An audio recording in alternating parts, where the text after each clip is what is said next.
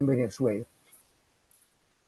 Nuestros ponentes son Carmen García Guadilla. Voy a hacer una brevísima referencia de las hojas de vida de los ponentes. Carmen García Guadilla es una investigadora de la Universidad Central de Venezuela, tiene 2 maestrías y un doctorado, una de las maestrías en estudios del desarrollo y su doctorado en unas especialidades referidas precisamente al tema universitario, en el que se ha distinguido como investigadora que ha publicado mucho.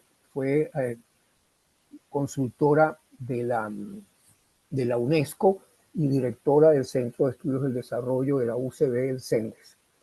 Okay. Me lo habían cerrado ustedes. Bueno, buenos días a todos.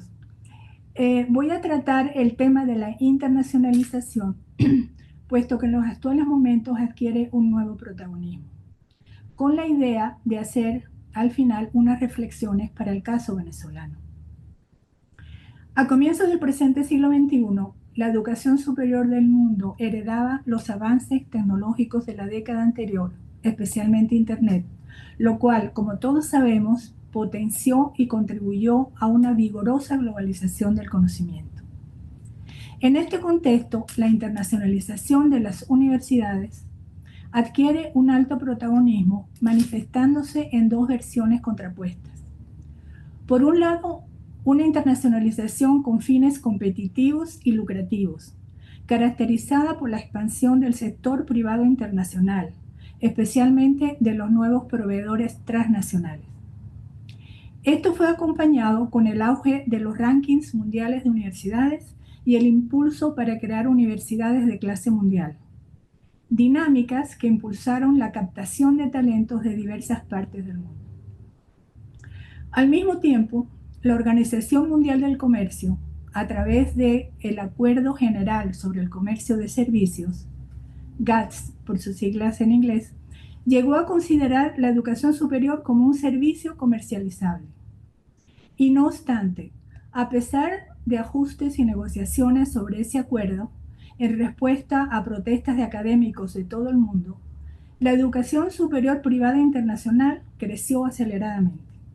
Por ejemplo, el sector privado transfronterizo pasó de alrededor de $15.000 millones en el 2011 a aproximadamente $74.000 millones en el 2021. Ante esta situación, países de las regiones afectadas llevaron estas preocupaciones a las conferencias mundiales de educación superior de la UNESCO. Así, en las últimas conferencias del 2009 y 2022, la UNESCO expresó enfáticamente en sus declaraciones que la educación superior debía ser un bien público y no un comercio de servicios, considerando que el bien público abarca también lo privado, que no es lucrativo.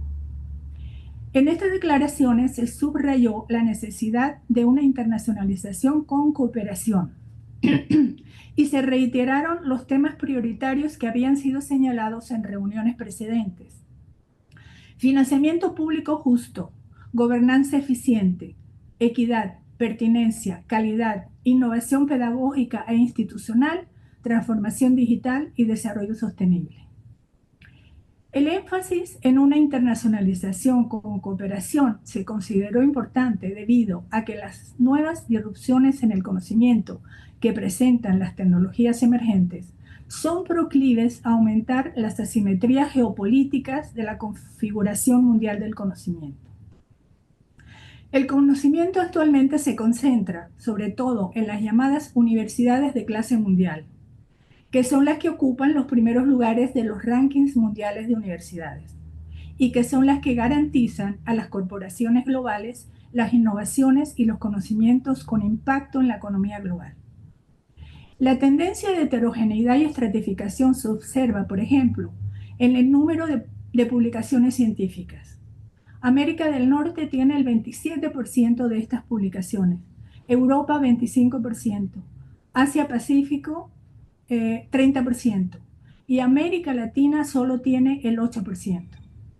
Pero además de ese 8%, Brasil es el que más pesa, pues Brasil tiene 60% de publicaciones científicas del total de América Latina, seguido de México con 20% y Argentina con 10%. O sea que entre los tres países cubren el 90% de la región. Para el caso de América Latina, se estima que si la fragmentación de las comunidades académicas de la región continúa, los efectos perversos de competencia con los centros hegemónicos crecerán. Uno de esos efectos negativos, y al que me voy a referir especialmente por el significado que tiene para Venezuela, es el del éxodo de talentos. Este fenómeno ha significado un drama para muchos países, pues además de quedarse sin los talentos, pierden una cuantiosa inversión. Por ejemplo, en México, de los estudiantes que hicieron el doctorado en Estados Unidos, se quedaron en ese país al finalizar sus estudios el 55%, lo que representó para México más de 300 millones de dólares. Pero por otro lado, los programas de retorno de talentos que se crearon en algunos países de América Latina hace 2 décadas no tuvieron el éxito esperado. Debido a lo anterior, han surgido otras opciones, entre ellas lo que se llama las redes de diásporas del conocimiento, DKN por sus siglas en inglés, las cuales benefician tanto a los países que absorben los talentos como a los países de origen de los talentos. Este modelo basado en la nueva conectividad es una alternativa que permite a los profesionales calificados colaborar desde el extranjero en proyectos de sus países de origen sin necesidad de retornar físicamente.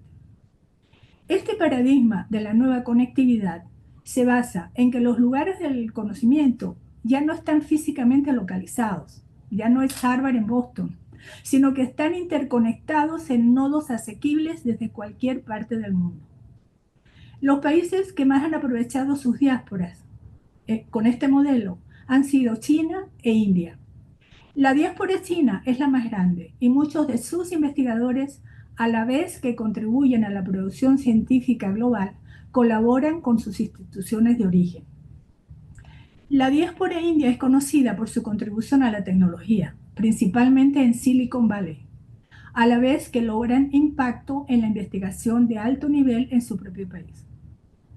En América Latina, una de las pocas experiencias que se conocen es la plataforma Chile Global, que apoya a emprendedores de clase mundial en las industrias de impacto para Chile. El caso de Venezuela es muy particular, pues pocas veces sucede que todo el sistema de educación, como dijo la persona que me precedió, retrocede en vez de avanzar. La UCB, por ejemplo, que estuvo entre las 300 mejores universidades de los rankings mundiales a comienzos de los 2000, ha caído 20 años después en el rango de las 600 y tantas. Sin embargo, a pesar de ese descenso y retroceso, las universidades públicas autónomas, que son las que más hacen investigación, han logrado sobrevivir. Ello gracias a la entereza de profesores que resisten en medio de infraestructuras debilitadas o destruidas y con los salarios más bajos del mundo. Pero, además del personal valioso que ha resistido y sostenido estas instituciones y que a veces no se le valora suficientemente, afortunadamente Venezuela cuenta también con una diáspora de enorme valor, formada en las mismas universidades que hoy se encuentran en crisis. Estas redes de talentos están repartidas en todas partes del mundo. Los estudios de Tomás Páez, coordinador del Observatorio de la Diáspora Venezolana, en su libro La voz de la diáspora, muestra que, aunque la gran mayoría de profesionales no regresará al país, existen muchos que afirman estar dispuestos a colaborar desde donde se encuentren. Entender esto es esencial, ya que la fuerza de la Universidad Venezolana reside en su capacidad de resistencia interna y en sus redes de talentos dentro y fuera del país. Muchas gracias. Gracias, profesora Carmen. Gracias. Adelante. Bueno, yo quisiera hacer 3 comentarios cortos. Uno, que estoy absolutamente de acuerdo con lo que dice el doctor Sharifer sobre lo privado y lo público. Yo me estaba refiriendo a lo privado internacional, que está compitiendo con lo privado nacional en muchos casos. Es un privado internacional absolutamente lucrativo y compite con muchas, a nivel nacional hay todo tipo, una heterogeneidad de educación superior privada impresionante, pero muchas de ellas son privados social, las universidades católicas, por ejemplo, pero hay muchas otras.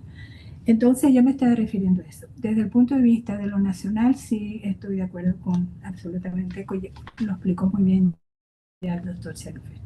La otra cosa que quería señalar es que el profesor Clavijo se refiere a, bueno, pero estas cosas, ¿de qué estamos hablando? O sea, ¿estamos hablando para un escenario actual o para un escenario deseable futuro? Porque son dos cosas distintas, ¿no?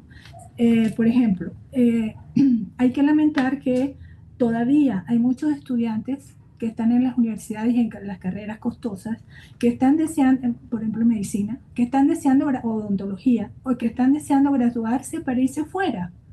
O sea que ese éxodo de talentos va a continuar si las condiciones son las mismas, ¿no? Pero por otro lado, también pienso que hay cosas que tenemos que tener en cuenta el escenario actual realmente para hacer cosas, ¿no?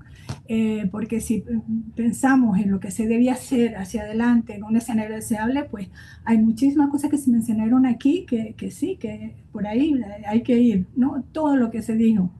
Pero sin embargo estamos en un escenario que no sabemos qué va a pasar, ¿no? Entonces en este escenario yo creo que sí se deben hacer cosas de todas maneras, así como están resistiendo lo que están en las universidades, porque están resistiendo, y cómo resisten, no tienen salario, lo que tienen son que trabajan en otros lugares, pero no están dejando sola la universidad. Entonces, así como ellos están resistiendo, que también es importante que afuera, en los 9 millones de personas que dijo Tomás Páez, que sería interesante que él interviniera, que están fuera, pues hay como un 95%, creo, Tomás, que son profesionales. Entonces, ¿cómo aprovechar en este momento esos profesionales que están fuera? Y algunos de ellos están en centros de excelencia, nosotros lo sabemos, bueno, hasta el presidente del MIT era venezolano hace poco. Entonces, ¿cómo aprovechar eso? Porque eso que están haciendo los grupos de la diáspora, ellos se han organizado, es una organización civil del conocimiento, yo le llamo, porque ellos no tienen ninguna institución, no hay nadie que les pague, sin embargo ellos se han organizado, y sería bueno que Tomás Páez nos dijera cuántas asociaciones profesionales han captado. Ya están organizados en asociaciones profesionales, o sea, hay mucho trabajo que han hecho fuera, como sociedad civil del conocimiento. Ahora yo me pregunto, ¿por qué aquí, mientras no tengamos otros escenarios, por qué no aprovechamos y organizamos una sociedad civil del conocimiento entre todos? Y por otro lado, considero que las universidades sí deberían, pero lo que pasa es que es pedirles mucho, porque ¿cómo se les va a pedir a profesores que para mí no tienen salario? O sea, lo que ganamos, bueno, yo también soy jubilada, pero no tiene sentido. O sea, los activos tienen que trabajar en otro lugar porque si no, pues no podrían vivir. Y sin embargo apoyan a la universidad, no han permitido que se cierre la universidad. Bueno, sería mucho pedir, pero sí, por ejemplo, pienso que la idea de que tiene que haber menos burocracia, o sea, no puede ser la burocracia, o sea, están manejándose con sistemas administrativos del pasado, y sí sería interesante o conseguir fondos, yo no sé cómo, o permitir, tienen que pensar que se pueden organizar de otra manera, incluso de la manera como están ahora. O sea, cómo digitalizar las funciones administrativas, y cómo hacer muchos cambios en la cuestión del aprendizaje con los estudiantes a la manera como nos decía Cortázar, o sea, y como nos decía Sharifer, o sea, ya no es un aprendizaje que los estudiantes van al libro y se aprenden la lección, o que el profesor está en la tarima y le escuchamos al profesor, no, sino que hay tantas formas de buscar el conocimiento, o sea, es tan tan grande lo que nos está pasando con y yo sí soy defensora de la inteligencia artificial, la última, la Plus, porque además yo la utilizo. Y bueno, y hay que saber utilizarla y hay que saber enseñar a los estudiantes a utilizarla, porque sí hay que aprender a utilizarla. Entonces, ese tipo de cosas, ¿no? Que quizás nadie no pueden pagarlo, ahorita es gratis hasta no sé cuánto tiempo que les queda, pero sí pueden haber aulas en la universidad donde puedan acceder a ese tipo de tecnología y puedan hacer otro tipo de enseñanza y aprendizaje en las aulas. Eso sí se puede.